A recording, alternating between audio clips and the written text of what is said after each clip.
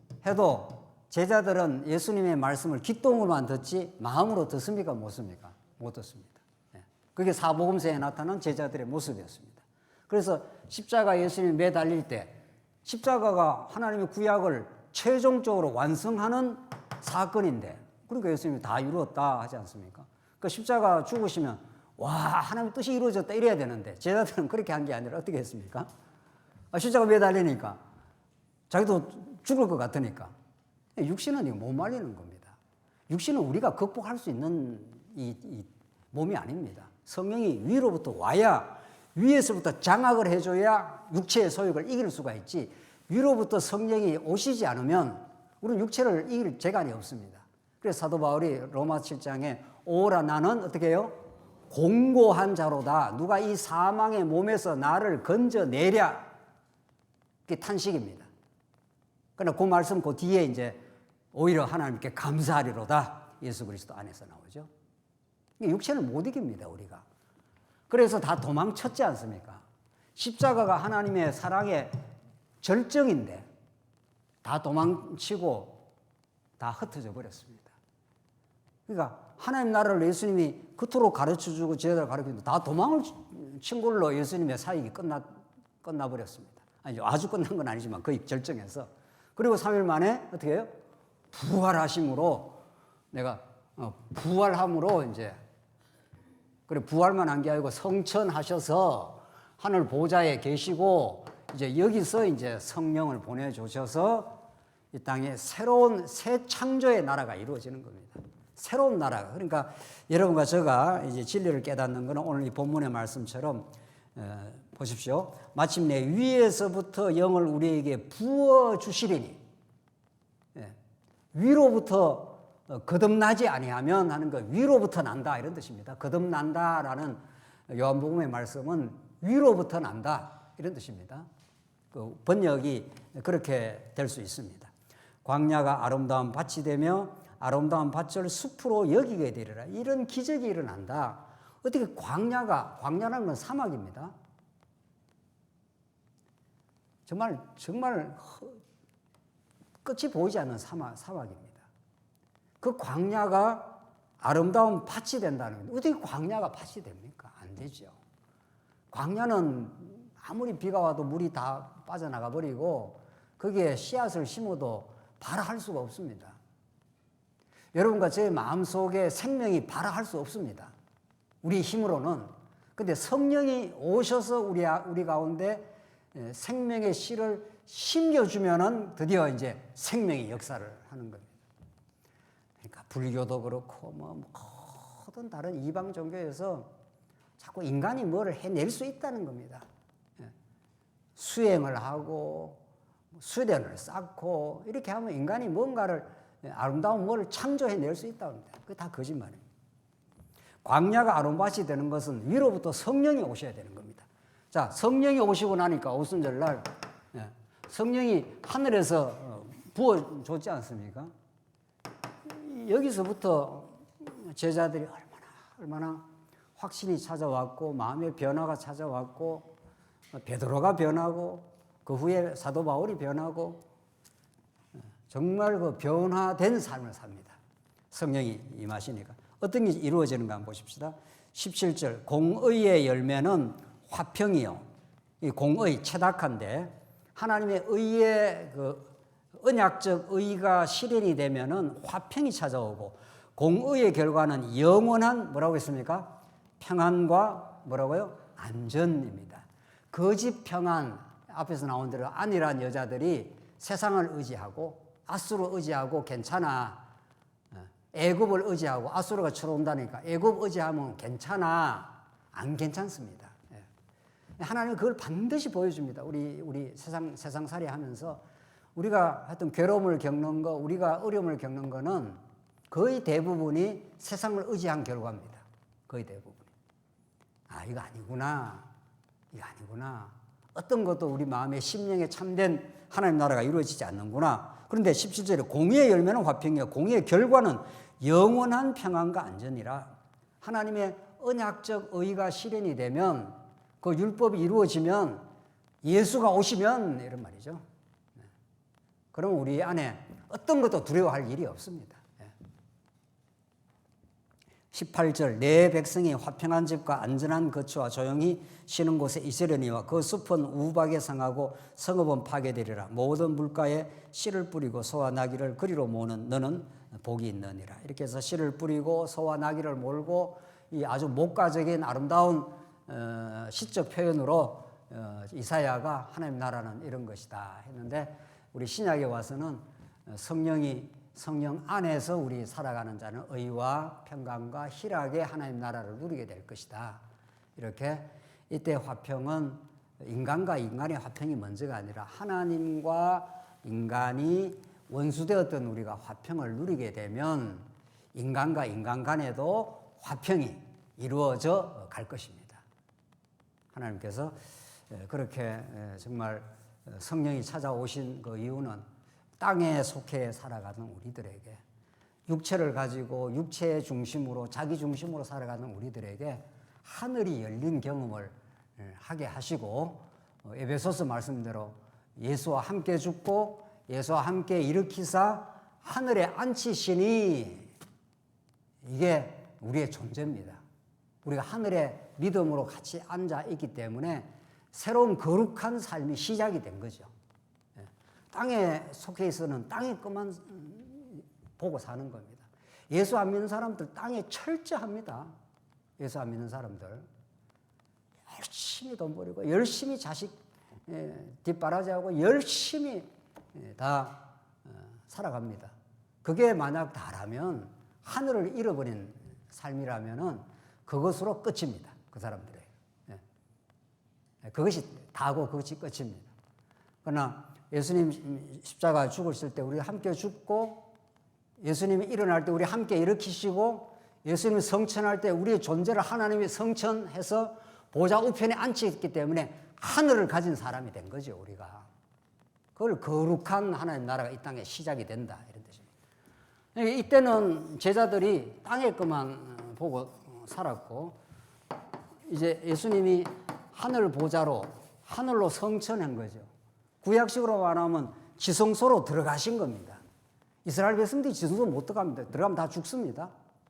제사장들도 제사장복을 입어야 지성소로 들어갑니다. 이게 하늘 지성소로 올라간 겁니다. 히브리서가 땅에 속한 성소가 아니라 하늘에 속한 성소로 예수님이 가시고 하늘에 우리를 앉히셔서, 믿음 안에서, 물론 우리 육체는 땅에 있지만은 믿음으로 바라보면 우리가 하늘 보좌에 있는 게, 그러니까 하늘이 열린 경험을 이제 하기 시작한 거죠. 기준이 완전히 달라졌습니다. 이 땅 우리가 이제 예수 믿고 사는 것은 이 얼마나 복되고 복된 하나님 나라 통치 속에 이 거룩한 율법보다 더 우월하신 예수의 사랑의 통치 속에 그것만이 우리의 삶의 기준이 되는 겁니다, 이제는. 하여튼 우리 육체가 남아있어가지고 자꾸 작동하는 부분은 있습니다. 미움도 있고 시기도 있고 원망도 있고 하지만 이것을 죽이려고 해서 죽이지 않습니다. 불교는 이걸 죽이라는 거 아닙니까? 땅의 방법으로 이걸 죽이라는 거고, 기독교는 하늘 보좌에 앉히셔서 하늘을 바라보는 성도가 땅을 이기게 되는 거죠. 땅의 육체를, 이제 골로새서 말씀대로 위의 것을 바라본 성도가 땅의 것을, 땅의 지체를 죽일 수가 있는 겁니다. 그게 우리가 죽이는 게 아니라 누가 오셔서? 성령이 오셔서 진리를 깨닫게 함으로 하늘이 열린 사람들이라는 게 그런 뜻입니다. 이게 믿어지십니까? 이게 진짜 우리는 하늘이 열렸고 육체의 땅에 살지만 땅의 법칙대로 사는 사람들이 아니라, 어쩔 수 없이 우리가 땅에 살다 보니까 우리가 땅의 것과 싸우기도 하고 이렇게 하기도 하고, 그런 걸 하나님께서 남겨두신 겁니다. 왜? 너 원래 그런 존재야. 그러나 너는 이제는 완전히 변했어. 정체성도 변하고 가치관도 변하고 너희들이 살아가는 원리도 변했다고. 이게 하나님 나라 복음이고 십자가 복음이고 그렇습니다. 십자가를 통해서 하늘이 열려버린 사람들이라, 이런 뜻입니다. 그래서 우리 33장이 조금 정리하고 이제 마무리를 해야 되겠는데, 33장에는 이제 1절로 6절 보시면은 이제 33장 전체가 시온에 드러날 여호와의 왕의 영광입니다. 이제 심판을 거쳤지만은 하나님께서 이스라엘 백성들을 시온이라고 하는 아수르나 애국과는 전혀 다른 하나님의 거룩한 율법 통치가 있는 곳, 사랑의 통치가 있는 그런 나라를 하나님께서 히스기야 왕 시대 때 잠시 보여주시고 히스기야보다 더 우월하신 예수 안에서 보여주시겠다. 좀 그런 거죠. 근데 오늘 33장 1절로 6절은 아수르는 멸하고 하나님이 정의와 공의가 충만한 시온을 세워줄 것이다. 한번 읽어보겠습니다. 33장 1절 너 학대를 당하지 아니하고도 학대하며 이게 아수르입니다. 속이고도 속임을 당하지 아니하는 자여 화 있을진저. 그러니까 아주 약삭 빠른 거죠. 아수르는 속임을 안 당합니다. 아주 빠릿빠릿한 겁니다. 그러나 그 아수르는 너 망한다. 내가 학대하기를 거치면 내가 학대를 당할 것이며 내가 속이를 거치면 사람이 너를 속이리라. 여호와여 우리에게 은혜를 베푸소서. 우리가 주를 앙망하오니 주는 아침마다 우리의 팔이 되시며 환난 때에 우리의 구원이 되소서. 그러니까 아수르를 의지해봐야 아수르를 하나님께서 멸망을 시킬 것이고 여호와 하나님만이 우리에게 은혜를 베풀어 줄 수 있는 분이다. 이런 거죠. 3절 요란한 소리로 말미암아 민족들이 도망하며 주께서 일어나심으로 말미암아 나라들이 흩어졌나이다. 황충의 때같이 사람이 너희의 노량물을 모을 것이며 메뚜기가 뛰어오른 같이 그들이 그 위로 뛰어오리리라. 여호와는 지극히 뭐라고 했습니까? 존귀하시니 그는 높은 곳에 거하심이요 정의와 공의를 시온에 충만하게 하여. 여기 포인트입니다. 여기 5절이. 여호와는 높은 곳에 존귀하게 계셔서 세상을 다 통치를 하는데 정의와 공의를 시온에 충만하게. 이 말이 계속 나왔지 않습니까? 정의와 공의, 체다카와 미시파트, 이게 율법을 표현하는 말입니다. 이게 율법으로 너희를, 사랑의 법으로 너희를 다스려 주겠다. 내가 한번 때리기는 하지만 싸매 주겠다, 이런 뜻입니다. 이사야 맥락에는 율법을 갖다 대면 이스라엘 백성들이 다 범죄를 했기 때문에 하나님이 공의로우신 하나님이 다 멸망을 시켜야 되는데 멸망시키면 다 망해버리면 뭐 나라가 다 거들나면 어떻게 되겠어요? 하나님이 한번 아브라함과 맺은 약속의 나라인데. 그러니 하나님께서 다윗 언약에 말씀한 대로 네 아들을 통해서 성전을 짓게 해서 내가 인생 채찍으로 한번 때리긴 때리지만, 그렇죠? 우리 이 땅에서 인생 채찍으로 엄청 맞습니다. 이 땅에 살면서 정말 채찍해도 인생 채찍처럼 아픈 채찍이 없습니다. 가족 간에, 교회 성도 간에 이 인생 채찍처럼 아픈 게 없다고요. 사랑의 배신, 뭐 온갖 미움, 이 엉겨 살아가는 이 땅에 그런 인생 채찍으로 때리지만 아주 영원히 망하지는 않게 돌아온다. 이렇게 하나님께서 말하셔요. 그게 정의와 공의를 시온에 충만하게 하겠다 하는 말씀입니다. 이게 시온의 영광입니다. 시온의 영광이 장차 오실 예수 그리스도, 이제 직접적으로는 히스기야 왕이지만은 궁극적으로 우리의 영원한 왕 대신, 만왕의 왕 대신 예수 그리스도 안에서 내가 율법을 성취하러 와서 너희가 지킬 수가 없잖아. 그러니까 내가 그 율법의 저주 아래 끼어 들어가서 십자가에 그냥 끼어 들어간 겁니다. 우리가 그 자리에 죽어야 되는데 거기에서 대신 죽어 피 흘려 주심으로 모든 죄를 다 사하시고 3일 만에 부활하신 겁니다. 그래서 정의와 공의를 시온에 충만하게, 이게 앞에서도 나왔고 앞으로도 이사야를 읽을 때 매우 중요한 문장입니다. 6절 내 시대에 평안함이 있으며, 그렇죠? 하나님의 통치 속에 들어가는 것처럼 평안함이 있습니다. 구원과 지혜와 지식이 풍성할 것이니, 이게 전부 사도 바울이 이런 표현을 받아가지고 예수 그리스도 안에서 구원과 평안과 의로움과, 사도 바울이 고린도 전후서 보면 계속 예수 안에서 이게 다 이루어진다 이렇게 표현하는데, 그래서 여호와를 경외함이 뭐라고 했습니까? 내 보배라. 여기다 막 빨간 줄을 막 꺼놔야 되는데 여호와를, 보배가 뭡니까? 보배는 가장 가치로운 것, 가장 귀한 것. 여러분과 제 인생의 고귀함이 어디에 있느냐는 거죠. 여러분과 제 인생이 비천하지 않습니다. 정말 너무 고귀합니다. 그 고귀한 내용이 뭐냐 이거죠. 여호와를 어떻게 하는 게? 경외하는 것. 그러니까 이런 역사를 때리고 싸매시면서 아수르는 다 때려버리고 시온의 영광을 이루어 가시는 살아계신 여호와 하나님,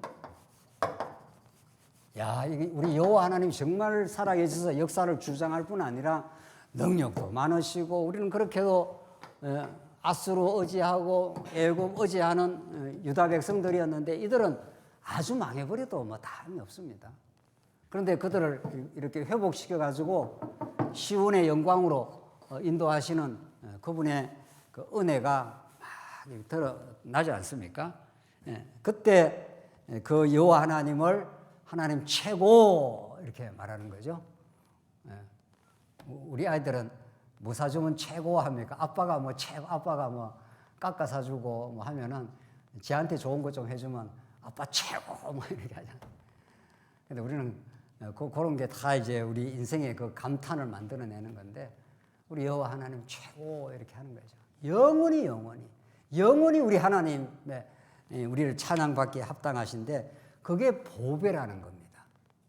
그게 가장 인생에 귀한 거라는 겁니다. 그 보배를 간직한 사람은 너무도 보배로운 사람이 된 것입니다. 더 이상 보배로울 수가 없습니다. 고린도후서 한번 바울은 이사야 이걸 너무 잘 알고 있습니다. 바울은 막 율법학자로 구약을 달달달달 아는 사람이니까 이사야를 잘 아는 바울이 이 보배를 뭐라고 표현한가 봅시다. 고린도후서 4장 7절입니다. 우리가 이 보배를 그랬지 않습니까? 가장 귀한 것을, 가장 가치로운 것을 질그릇에 가져요. 질그릇과 보배는 너무 대비가 되는 겁니다. 그 자기가 뭐 좀 된 줄 아는 사람은 예수 보배를 그렇게 귀하게 안 여깁니다. 참 놀랍습니다. 정말 놀라운 일입니다. 자기가 뭔가 좀 됐다고 생각하는 사람은 예수님이 찾아와도 이 바리새인들이 그랬지 않습니까? 자기가 율법을 좀 지켰다. 내가 세리와 창기들하고는 내가 다르다.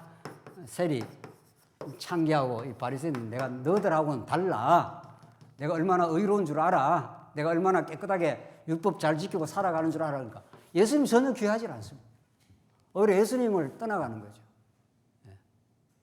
그런데 우리가 가장 낮은 곳에 처해 있으면 예수님이 가장 귀하게 느껴집니다. 가장 귀하게 느껴집니다. 그러니까 하나님을 알고 자기를 아는 게 인생의 삶의 목적입니다. 여러분과 제가 요 격차만큼 믿음이 생긴 겁니다. 내가 괜찮은 줄 알면 요 간격이 아주 좁지 않습니까? 괜찮은 정도가 아니고 예수님은 올라탑니다. 바리새인들은 예수님보다 더 낫습니다. 너 예수님 똑바로 해, 뭐 이런 거죠. 그 여기는 감격이 있을 수 없죠. 여기는 감격이 아니라 거꾸로 원망과 미움이 있는 바리새인들은 저거 죽여버려. 그런데 우리가 하나님 앞에 말할 수 없는 어리석음을 알면 하나님의 높으심과 그 크심이 얼마나 큰지 모릅니다. 얼마나 크고 놀라운 그 은혜가 있는지 모릅니다. 그래서 보배를 질그릇에 가지게 만들어줍니다.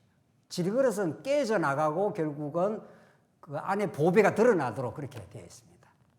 여러분과 저 인생은 결국 여러분과 저 인생은 무너지고 깨어져 나가고 가지만 우리 안에 담겨진 보배의 가치가 그리스도의 그 영원한 사랑이 드러나도록 이는 심히 큰 능력은 누구에게 있습니까?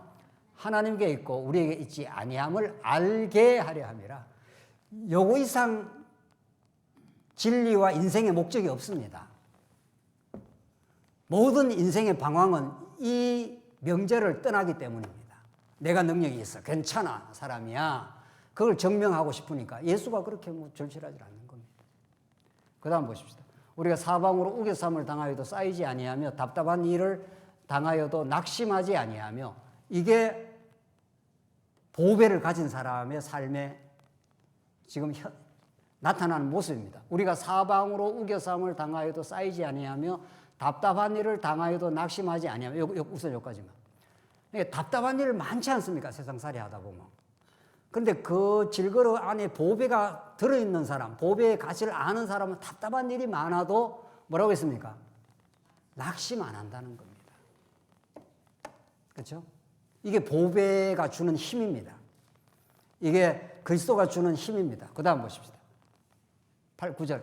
박해를 받아도 버림받지 아니하며 인도 가니까 아주 음성적인 박해가 많아요. 또 실제로 인도 북동부 쪽에는 진짜 박해가 있고 말이죠. 근데 박해를 받는데 오히려 박해를 받을수록 진리 안에 살아가는 사람들 더 이렇게 생생해집니다. 박해를 받을 때는 아이고 뭐 하나님 일도 힘들어 뭐 하겠네요. 이렇게 안 나가는 게 아니라는 겁니다. 거꾸로 터님을 당하여도 망하지 아니하고 거꾸로 짓는데 아주 안 망한다 이런 뜻입니다. 그러니까 우리 삶은 거꾸러지고 어려움이 닥치고 흔들거리고 합니다. 그러나 오뚜기처럼 이렇게 밀면 오뚜기는 어떻게 되죠? 중심이 있기 때문에 이렇게 넘어졌다가 다시 이렇게 중심, 복원력이 있지 않습니까? 이게 질그릇 속에 보배가 있는 사람이라는 겁니다. 마지막 보십시다. 마지막 절. 이게 이제 결론인데 왜 그런가, 왜 그렇게 되는가를 바울이 복음적으로 설명을 해주는데 우리가 항상 예수의 죽음을 몸에 짊어지면 이건 또 무슨 말입니까? 예수님 2000년 전에 죽으셨는데 우리가 항상 예수의 죽음을 몸에 짊어진다는 겁니다. 이게 무슨 말이에요 도대체? 이 말을 우리가 깊이 묵상할 이유가 있고 이 복음의 진수에 우리가 들어갈 이유가 있습니다. 우리가 항상 예수의 죽음을 몸에 짊어지면 예수의 생명이 또한 우리 몸에 나타나게 하려 함이라. 이건 무슨 말이에요? 뭐가 나타난다는 거예요? 그러니까 하나님께서 답답한 일을 당하고 박해를 당하고 어려운 일을 당하면은 우리의 육체의 옛 자아를 자꾸 죽이는 과정입니다. 그러니까 힘든 거죠. 우리 육체야 어디 좋은 자리에 가고 맛있는 거 먹고 잔디밭을 거닐고 이래야 우리가 육체가 상쾌하고 좋다고 그러지 않습니까? 한 번씩 그렇게 할 필요는 있지만 그게 진짜 좋은 거냐고요. 언제나 이 땅에서 그렇게 살아갈 수 있습니까? 안 그렇습니다. 이 땅에. 대부분은 앞에서 나온 대로 박해도 당하고 어려운 일도 당하고 그렇습니다. 그런데도 우리가 항상 예수의 죽음을 몸에 짊어집니다. 예수와 함께 죽었다는 걸 신앙으로 고백하는 겁니다. 내 옛자아는 또 죽어나가야 된다고 그렇게 믿습니다. 그러면 예수의 생명이 또한 우리 몸에 나타나게 됩니다. 그 옛자아는 죽고 여러 가지 삶의 시련 가운데 내 뜻대로 안 되기 때문에 괴롭지 않습니까? 그 괴로움을 겪어 간다는 겁니다. 내 뜻대로 안 되는 게 왜 괴롭습니까? 알고 보면 믿음 안에 있으면 내 뜻대로 안 되면 하나님 뜻대로 잘 되겠지 이렇게 생각 안 합니다 우리가. 그러니까 죽어야 되겠죠. 자꾸 죽음을 몸에 걸머지게 되고 진짜 이제 믿음이 찾아오면 내 뜻대로는 안 됐지만 누구 뜻대로 잘 된 겁니까? 그건 여러분이 하셔야죠. 하나님 뜻대로 잘 되는 겁니다. 그러니까 우리는 내 뜻대로 뭐가 안 되면 인생이 망했다고 생각한다. 내 뜻대로 자식이 뭐가 좀 안 되면 내 인생이 다 무너졌다고 생각한다고요. 그게 얼마나 세상에 속한 가치냐고요. 내 뜻대로 안 되는 게 한두 가지입니까? 하나님 뜻대로 돼가고 있습니다. 하나님은 은혜로 알게 하려고 우리가 우리 교회를 이렇게 이끌어 오셨습니다. 우리는 교회를 그렇게 해석을 하는 겁니다. 우리 지난날 교회가 이런저런 일을 겪어왔던 걸 이런 거 없어야 된다. 이거 잘못됐다. 이렇게만 보지 않습니다. 우리 어리석음이 있었습니다. 그러나 이렇게 할 때 우리의 예수의 죽음을 우리가 몸에 걸머졌습니다. 고난도 겪었고 우리가 억울한 일도 겪고 또 우리가 실수하기도 했고 그래서 우리의 죽었던 인생임을 알고 우리 예수의 생명이 우리 삶 속에 나타나게 하려고 예수의 생명이 오롯하게 살게 하려고 우리가 이런저런 일도 겪고 이런저런 실수를 겪어왔다. 할렐루야 이렇게 되는 겁니다. 하나님 그렇게 하시려고 답답한 일 겪게 하고 박해도 당하게 하고 억울한 일도 겪게 하는 겁니다. 우리는 억울한 일 하면 못 견디지 않습니까? 이거 복수를 어떻게 해버릴까 이거. 그게 세상 방식이에요. 세상은 끝없이 그 복수하다 끝납니다. 물고 떴고 그러다 끝나는 거죠. 그 아까운 인생, 그 아까운 세월을 다 가게 됩니다. 하나님께서 우리에게 지혜를 주시고 오늘 여러분과 저에게 이사야 말씀, 오늘 말씀처럼 여호와를 경외함이 내 보배니라 하는 이사야의 정언은 사도 바울이 이걸 그대로 받아가지고 그렇지 않습니까? 우리 보배를 질그릇 속에 가졌으니 능력의 큼이 신 것이 우리에게 있지 않고 하나님께 있게 하려고 은혜가 하나님께만으로 주어진다는 걸 알게 하시려고 이 순환의 세월을 겪게 하셨다. 그래서 하나님께서 아수르도 한번 의지해보고 애굽도 의지해보고 이게 살 길인가 해서 찾아가 봤더니 이게 도움을 주는 대상이 아니라 오히려 도움을 주는 대상도 망하고 도움을 받으려고 하는 대상도 같이 망했다고 하지 않습니까? 그러니까 아수르는 아주 망했고 유다는 한번 망하지만 어떻게 해요? 다시 세워진다 이런 뜻입니다. 이게 이사야의 포인트입니다. 이사야에서 하시는 예수가 이 일을 다 걸머지십니다. 다 여러분과 저의 모든 허무한 허탄한 죄악, 내 뜻대로 살고자 하는 그 욕망 이 모두를 다 걸머주시고 십자가에 완전히 정리하시고 삶 안에 부활하셔서 승리하셔서 성천하셔서 지금도 우리를 굽어 살펴주시고 하늘을 되찾아 주신 우리 예수 그리스도입니다. 그 안에 영원한 보배가 있습니다. 그분을 우리가 믿게 되었기 때문에 이제는 후회할 일도 아쉬워할 것도 없습니다. 뭐 이것 아쉽다 저거 아쉽다는 건 아직도 이 땅에 뭐 기대할 게 많다 이런 뜻입니다. 기대할 거 없습니다. 이 땅에 이것으로 충분하고 예수 믿음으로 충분하고 예수 신랑 한 분으로 새하늘과 새 땅에서 영원히 그렇게 또 살 겁니다. 그 믿음 안에 참된 평화와 기쁨이 있기를 바랍니다.